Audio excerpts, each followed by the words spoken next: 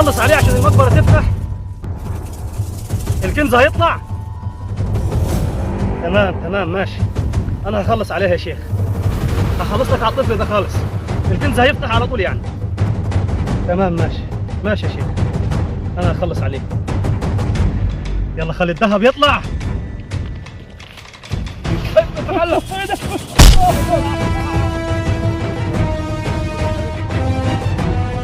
ما تجيش المكان ده خطر عليك، ما تجيش هنا تاني خالص. ماشي. تعال.